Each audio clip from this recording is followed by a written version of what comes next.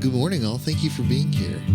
It's so nice to see you all. And if you're new, I just want to extend a special welcome. I know how, especially, in this day and age, it can be really a courageous act to show up and see what's going on. Who are these people? What is this community? And so I just really applaud you for coming in. And we just want to get to know you more and follow up with you. So again, those Connect cards are a great way for us to do that. And there's a welcome table outside, and that's where you can get all the information that you might need if you're new and just want to figure out how to get connected more. We've been in this series called True Community, and as Michelle said, this is the close of that series. And really, it's been a journey for all of us, and we've really been in pursuit of what does it mean to be a space and a community where people can be their authentic selves, where we can experience deep belonging. And it's really been this path that we've been on, and we found that for us to experience freedom in community, we need to be able to lay down our judgments. That if we want to be able to show up as our full, authentic selves, then we know that we don't want to be judged. But then we got to look and turn the mirror back on ourselves and ask ourselves, are we judging other people? We've also realized and discovered that if we want community to be a place where we are free to show up in our human pain, in our struggles, in our brokenness, then community is a place where we don't look around at each other and say, how can I fix you? How can I convince you of the right way? But we just we create space for others to be who they are. And if we want community to be a place of trust so that we can go forward and move into conflict, not afraid of conflict, but as a mechanism, as a space where conflict can be resolved together. And that word trust, I think it's a very crucial word as we think about community, because I think that trust is built not in spite of the difficult things that we go through, but because of them.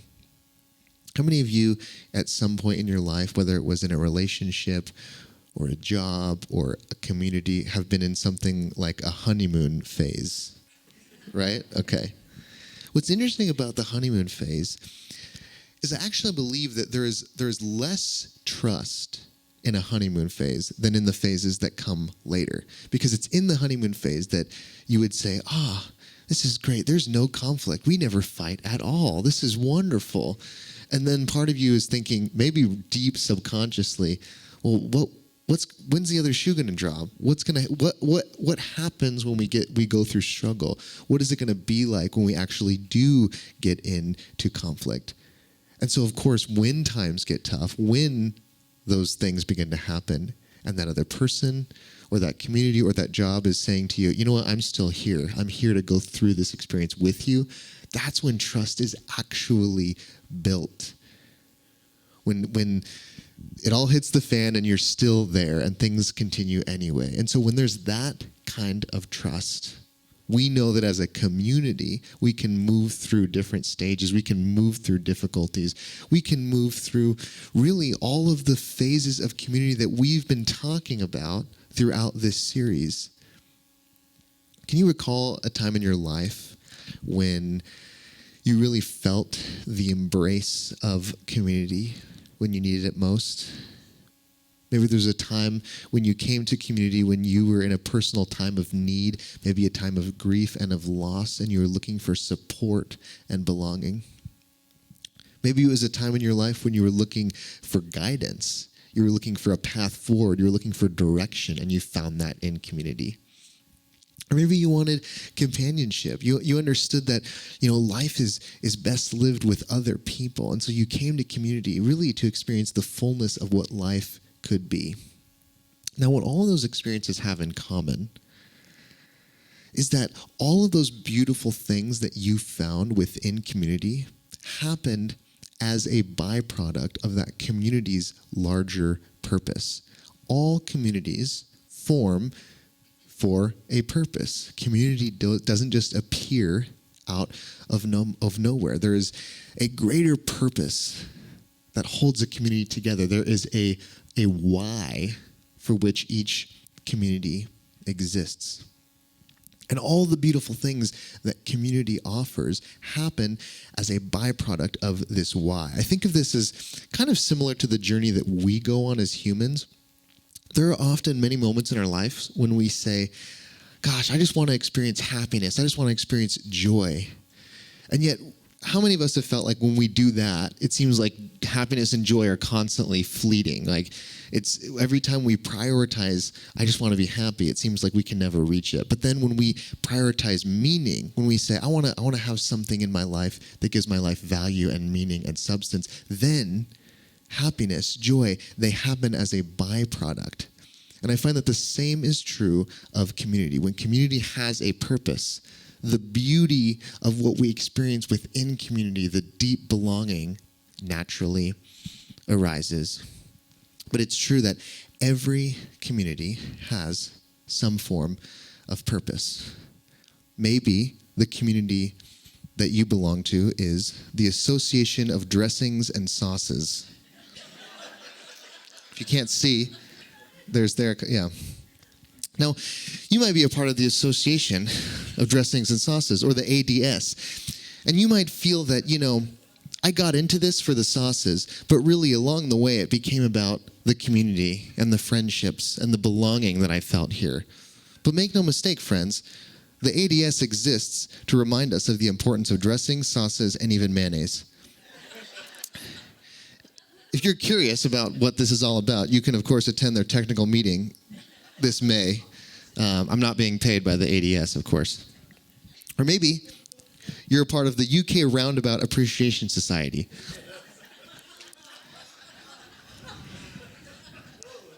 And again, it's not always about the roundabouts, but it's about the connection, It's about the authenticity. Nonetheless, don't lose sight of the fact that we're here to appreciate the majesty and the marvel of those roundabouts. Lastly, you might be a part of the Uttar Pradesh Association of Dead People. Let me explain before I get into this. This one requires a bit of a story. There was a man in the Uttar Pradesh province of India who went to a bank to receive a loan, and they denied him the loan. And the reason is they said, "Sir, you're dead." And he said, "No, I'm right here." And they said, "Well, legally, you have been dead for 20 years, and so we cannot give you this loan." And so he went on this long journey of trying to prove that he was alive, and it was this real arduous legal process. And along the way, he found other people who had the same problem. You know that old saying, it's not about proving that you're alive, it's about the friends that you make along the way. And so he, ultimately what formed is the Uttar Pradesh Association of Dead People, which just one critique, if your goal as a community is trying to prove that you're alive, maybe don't have your mascot be a dead person.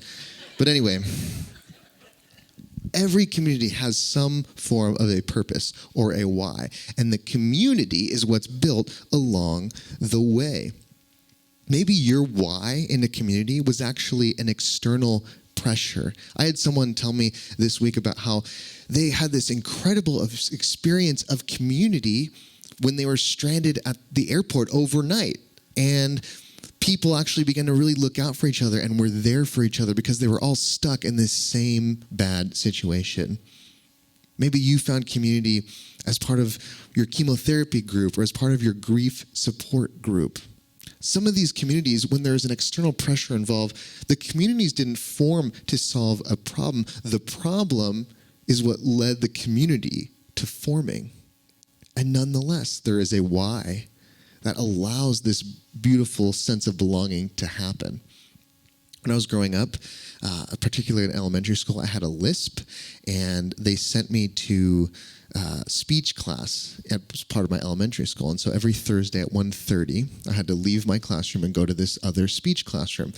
And they couldn't trust me to remember that I had this class at 1:30, and they also didn't trust my teacher to remind me for some reason. So what happened is throughout the entire school, there would just be this little ringing noise that they would send a signal out for the whole school just at 5 minutes until my class. It would be like, beep, and all of a sudden, all the speech kids would just rise up and go all right, I gotta go. which is such an odd system in 2024 looking back. But every time I hear a ringing noise, I think like, oh, I've got to go work on my Lisp. But none of us wanted to be in that speech class. And yet what started to happen is over time, we had this shared struggle and we started to really bond and this community formed, even if it was something that we hadn't chosen. So every community has a why. And there's a really interesting paradox here. Because a community needs a why. It needs a greater purpose. It acts as a glue, and it also acts as a fuel for us to move towards a common vision. So a community needs a why, but here's the paradox. The why needs community. You can't prioritize the purpose over the community building itself. If you look back, if you're with us throughout this journey in this series, we talked about these different stages that happen throughout community building. And we can look back and realize you can't prioritize the why of community over the work of going through these stages. Like we started with pseudo-community, realizing that when a community forms, it might be afraid of conflict. And so it remains on the surface level. And if you stay there and you don't move through that, then how are you ever going to accomplish your vision if you can't actually move beyond the surface? Or we talked about the next stage, chaos, in which, yes, you are able to move beyond the surface, but everyone is just sharing kind of what they're complaining about, and there's no real order and cohesion going on. How are you supposed to accomplish your goal and your vision then? And lastly, last week we looked at the stage of emptiness, when you choose to lay down all that stands in the way of clear communication with your community. And if we don't do that, how are we ever supposed to actually come up with unique and innovative solutions together? And so we can't prioritize the why over the community building itself. It's a bit of a paradox. It's almost like a chicken or the egg type of scenario. And you know, we all know when you ask the question, what came first, the chicken or the egg? There is no precise answer. It's a bit of a paradox, except in one, well, okay. I'm like, of course the chemistry teacher is going to be sitting up front, ready to just like, look, I'm not teaching science class, you know. Well, my answer for I agree that the egg comes first, but I have a different reason. And the reason is more about breakfast, okay? Like you got to have your egg before, and here's why. Starbucks just came out with this new chicken egg breakfast sandwich, and tell me that just doesn't sound like it's wrong inherently at a deep level. It's very sacrilegious. But that is not what we're talking about here today. See, M. Scott Peck, who wrote the book A Different Drum, which has really provided the framework for which we've kind of gone through this series, he says this: community building first, problem solving second. How many of you have found this to be true in your own journey of life, in the communities that you've been a part of? That when we prioritize community building, it leads to an ease and a cohesion through which we can approach any problem, any issue. I think this is why we are so, we all get, not all of us, but most of us get really excited around this time of year, and it's football season, and there's playoff games, and there's the Super Bowl coming up. And I think what excites us so much is that we are rooting for these tightly knit communities. We are a part of these communities, and also the teams themselves are communities of people that have really bonded and connected over months and over years. And so when, by the time a team gets to this point in the year, you know that they have this common goal and this common vision. It would not be interesting to watch just a bunch of players all put together that don't have any sense of community with one another trying to play a football game. That would be far less interesting. They do try to do it, and it's called the Pro Bowl, and it happens the week before the Super Bowl, and it's terrible. It's like not worth watching at all. Someone's like, it's true. Preach. Pro Bowl sucks. Some of you have experienced incredibly valuable times as part of a community that you might no longer feel aligned with. And that's okay. It doesn't discredit the experiences that you've had. In fact, there's something incredibly mature and integrated about being able to look back and say, maybe I don't align with the values and the vision of that community anymore, and yet I still can appreciate and value the experiences that I had and what it added to my life. When I look back at my own personal journey, growing up within evangelical Christian churches, I really think about these different times in my life in which I turned and leaned into community and how it really supported me and served me. Times in my life where I was maybe really struggling at school to find any kind of community, or I was struggling in my family life, or even just as a young adult trying to find direction. And this community gave me mentorship, and it gave me support, and it gave me belonging when I needed it most. And I look back now, and I realize that I no longer feel aligned with the same vision and values and goals of the types of faith communities that I grew up in. Maybe you can relate to this, that we grew up in faith communities that maybe had more of a narrow expression of faith and religion, trying to convert people to a very particular way of seeing things and a way of being in the world. And despite the fact that that is no longer my personal set of vision, values, and goals, I can still look back and realize that what I experienced as a byproduct was still valuable for my life.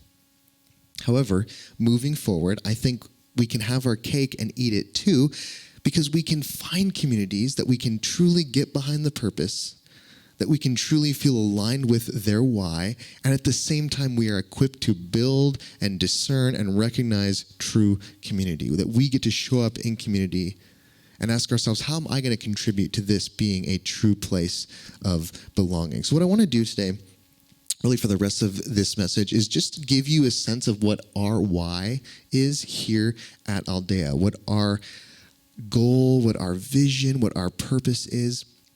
And again, you may be visiting, you may be watching online, and you might say, this is not exactly my home. Maybe it's not your home yet.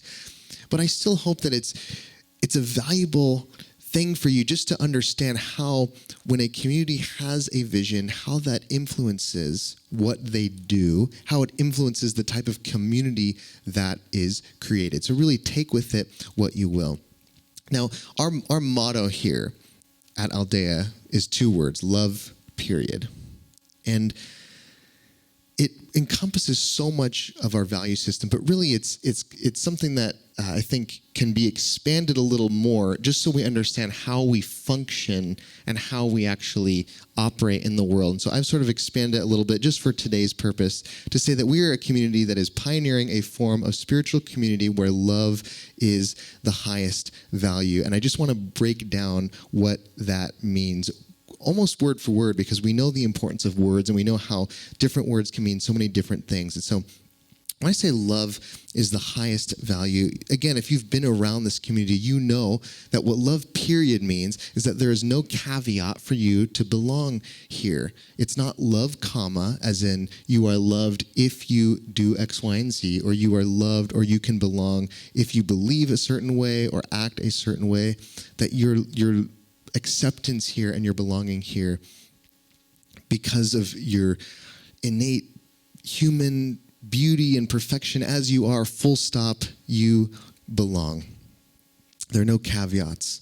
But there's also another way that this expresses and how our specific form of how we do spirituality here. And that is that when we say love is the highest value, it's also that we use love as the lens through which we interpret spiritual teachings, text, and traditions, and not the other way around. Here's what I mean by that. Anytime we are approaching any kind of ancient text, that text is fixed. It comes from a particular place in time, and we are approaching it through a lens of evolving consciousness. We are continuing to evolve and continuing to understand new things about love and how the world works thousands of years later. It's not that those texts don't have incredible wisdom and value for our lives, but we still need to understand the context that they are in. There's this wonderful Christian writer and theologian. Her name was Rachel Held Evans. She unfortunately passed away just a few years ago. And she says this: if you're looking for verses with which to support slavery, you'll find them. If you're looking for verses with which to abolish slavery, you'll find them. If you're looking for verses with which to oppress women, you'll find them. And if you're looking for verses with which to liberate or honor women, you'll find them. If you're looking for reasons to wage war, you'll find them. If you're looking for reasons to promote peace, you will find them. If you're looking for an outdated, irrelevant, ancient text, you will find it. If you're looking for truth, believe me, you will find it. This is why there are times when the most instructive question to bring to the text is not, what does it say, but what am I looking for? When it comes to the Bible, when it comes to really any spiritual text, and even when it comes to things that affect our everyday lives like politics and news and current events, there is sometimes this dynamic where some people say there is one way to interpret this, and everyone else is just interpreting it for whatever reasons they have. There is a correct interpretation, and then everyone else is just choosing their interpretation. But what I love about this quote, and what I've found in my own journey, is that really no one is approaching, particularly something like the Bible, no one is approaching it without some sort of interpretive lens. There is a kind of scholarly theologian word for what the lenses with which we approach texts like this, and that word is the hermeneutic. So your hermeneutic is essentially the perspective with which you're approaching a text, and for many people, they choose a hermeneutic of literalism because they feel as though, well, that's the safest way. I know that if I approach the Bible through a literal lens, then I can be guaranteed that that's the right interpretation, and everyone else, they're just interpreting it for their own gain. Here's the reality. The Bible itself is this incredibly vast library full of poetry and metaphor. Jesus himself spoke in metaphor more often than not. So to approach the Bible with a hermeneutic of literalism is just as much an interpretation as any other. So if everyone is bringing their own interpretive lens, what we have decided as a community is, why wouldn't we make our lens love?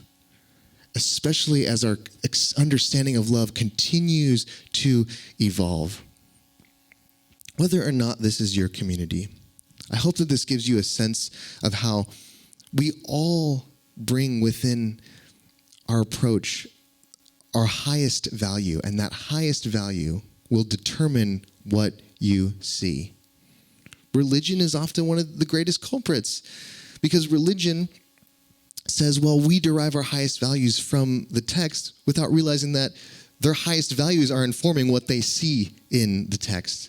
And so I'd encourage you, whether this is your community or whether you are in the process of building community in your own lives, just identify the lens through which you see everything else and be very clear with what you choose. The next set of words that I want to really address is what I mean when we say spiritual community. And I love the definition that Denise gave this morning of spiritual community, about interconnection, higher power, and ultimately about love and being grounded in love. And spirituality can mean so many different things, and what I love about it is we get to have so many unique types of conversations here.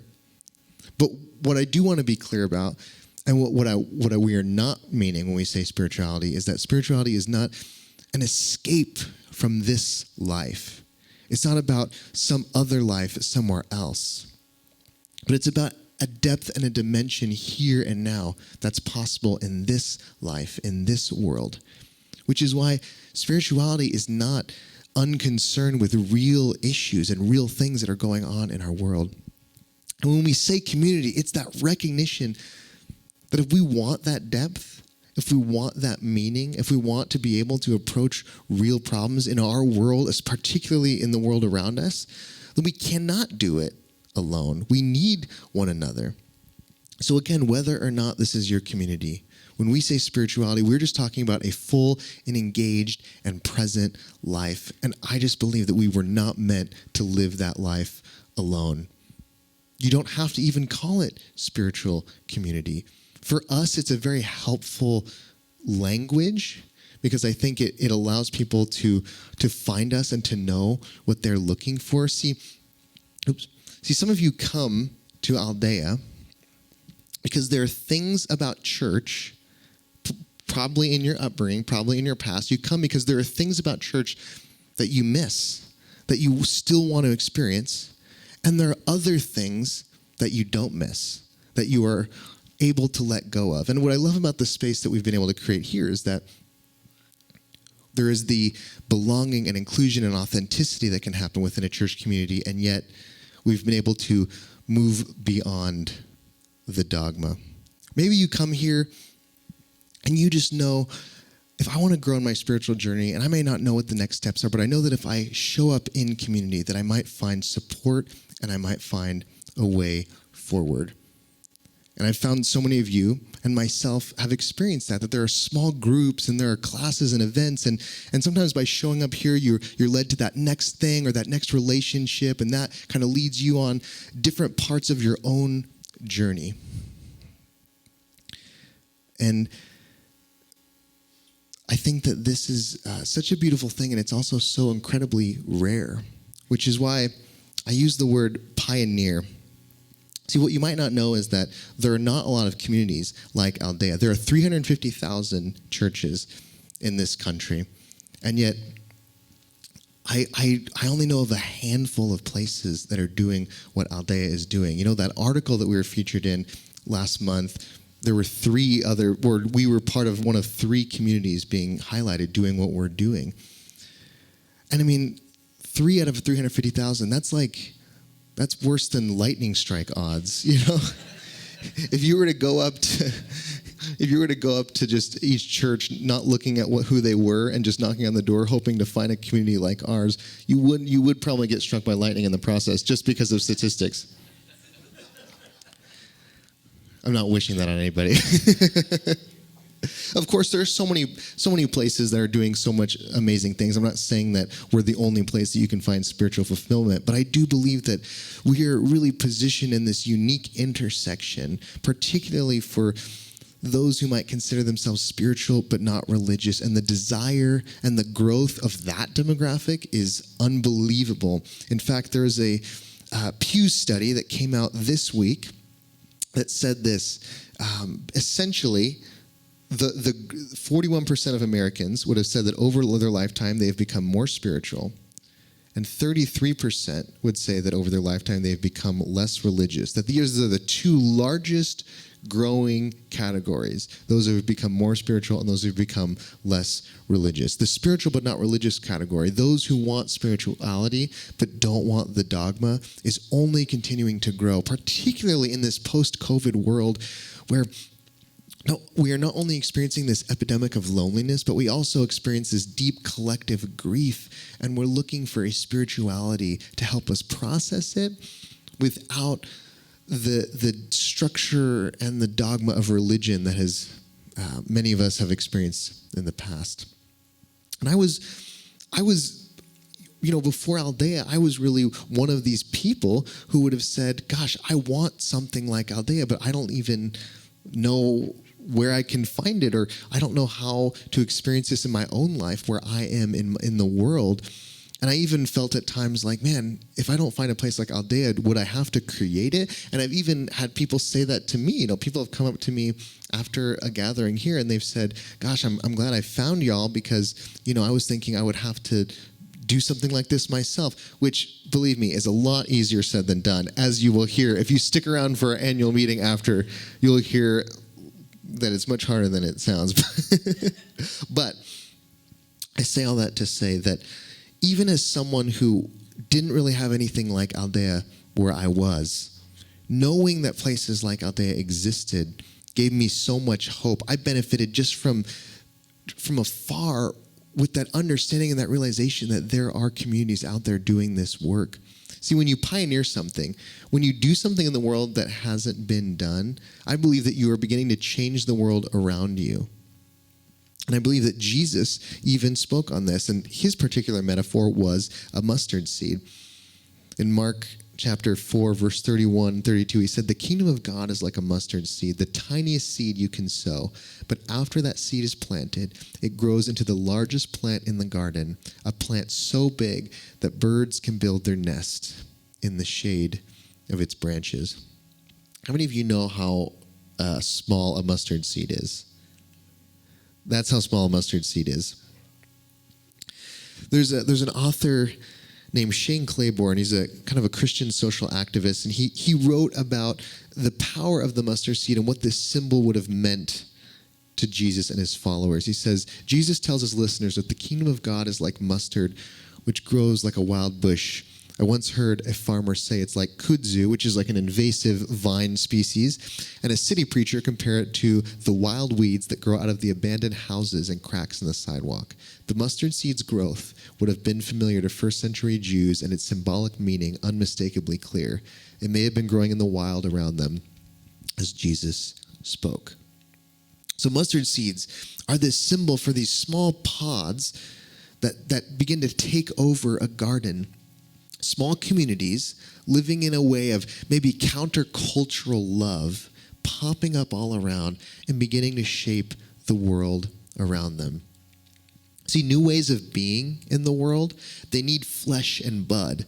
Community is how ideals are lived out. So whether it's Jesus or other great spiritual teachers, their ideals need to be expressed in some kind of lived, expressed form. When Jesus says, the last shall be first and the poor shall inherit the earth, these aren't just ideals that we should just, put in little posters on our wall. These are things that are meant to be lived out in community.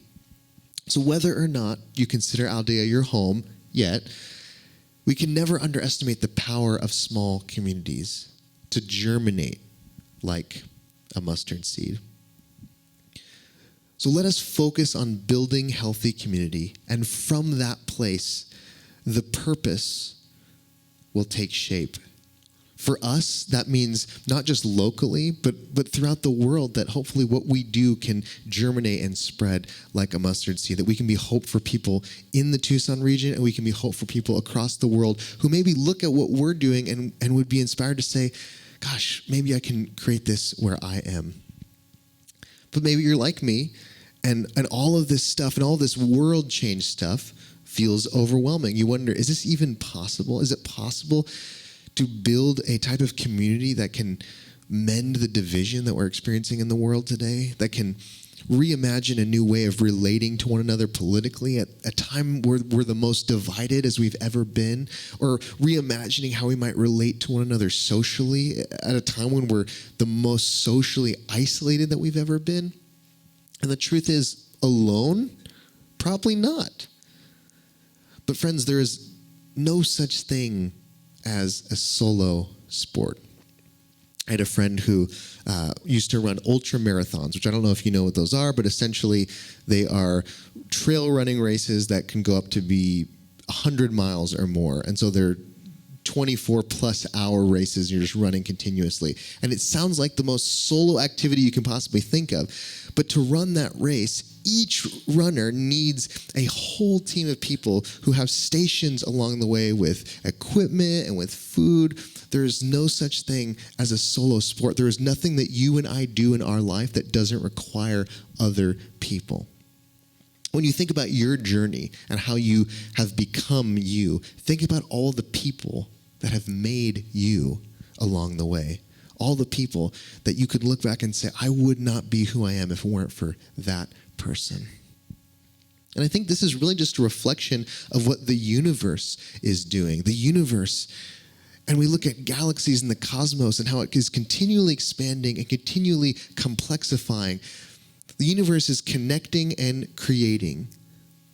That things are coming together in community, in relationship to one another. Particles form suns and planets, galaxies.